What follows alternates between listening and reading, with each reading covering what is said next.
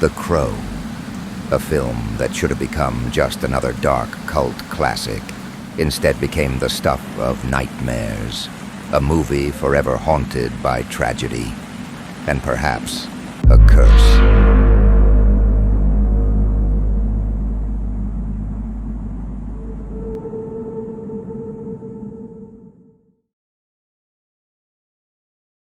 When The Crow was conceived, it was envisioned as a dark and evocative revenge tale.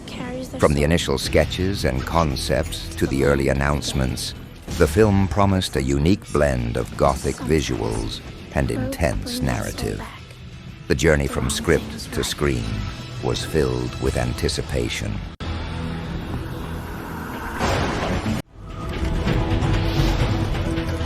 You're all going to die. And the creative team faced numerous challenges as they brought their vision to life. Little did they know, their project would soon be enveloped in a shroud of mystery and tragedy.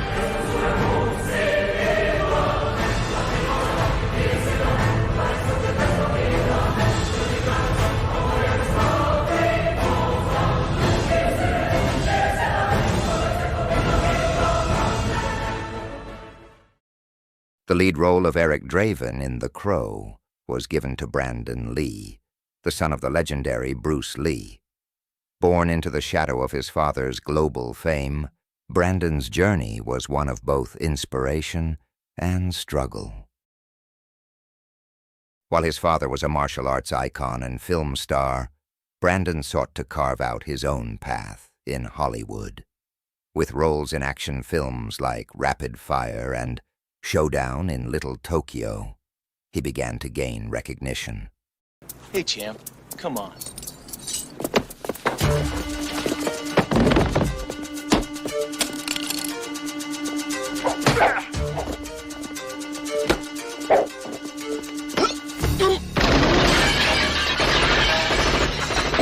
And yet throughout his career, the influence of his father was never far away.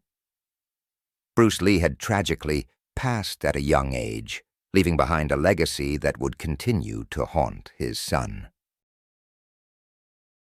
For Brandon, The Crow was meant to be his breakthrough role, a chance to step out of his father's shadow and into the spotlight. No, you man, what the fuck you want, man? Why don't you tell me a story? A man and a woman in Lot a year ago. The film's gothic aesthetic and intense storyline captured the imagination of audiences and critics alike. However, beneath the surface of its dark allure, the production faced challenges that would soon overshadow its creative triumphs.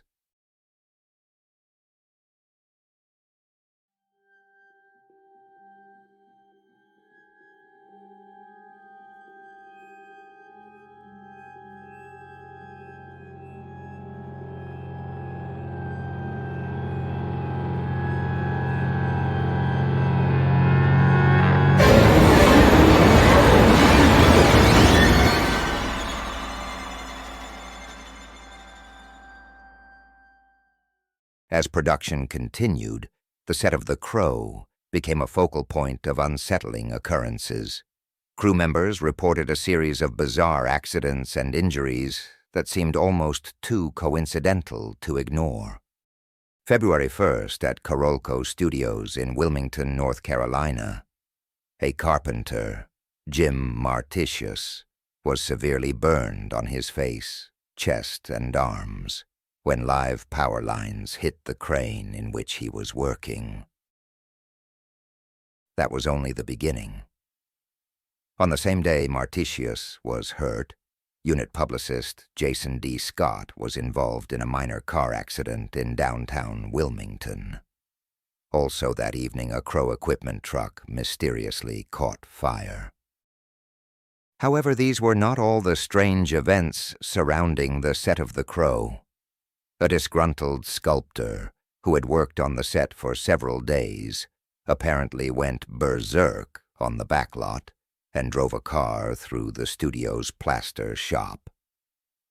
According to a production source, he was a brilliant sculptor, but he was impossible to deal with. Needless to say, he was immediately let go.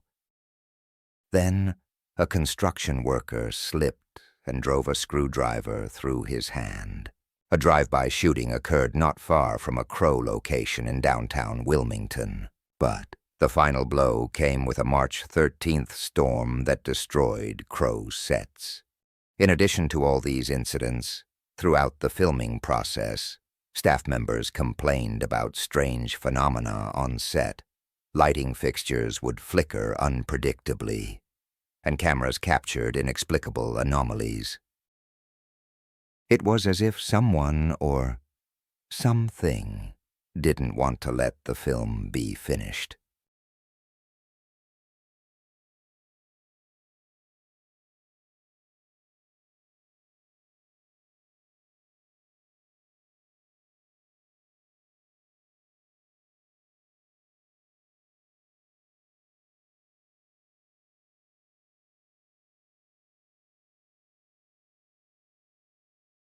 Most, of course, considered these phenomena to be mere coincidences, but not all.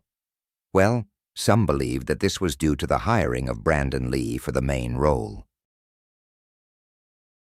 According to an old family legend, the Lee family was cursed, stalked by a demon determined to destroy all of its male descendants.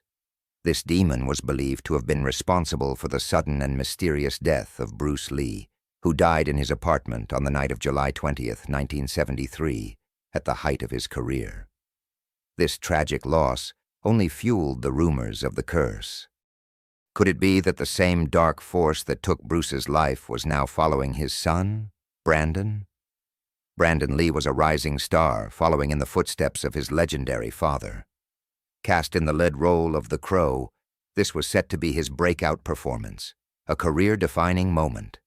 But just as his father's life was tragically cut short, so too was Brandon's.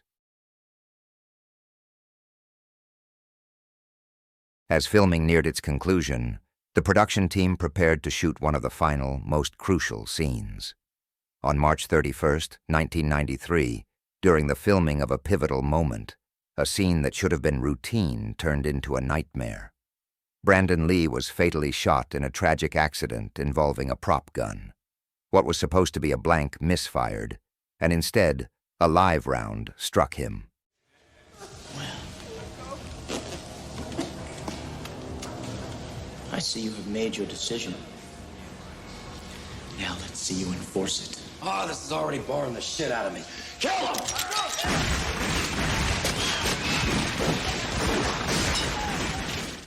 Brandon Lee was just 28 years old. His death, like his father's, remains shrouded in mystery and heartbreak. To many, this tragic incident wasn't just an accident. Bruce and Brandon, both taken too soon, leaving behind a legacy of brilliance and loss.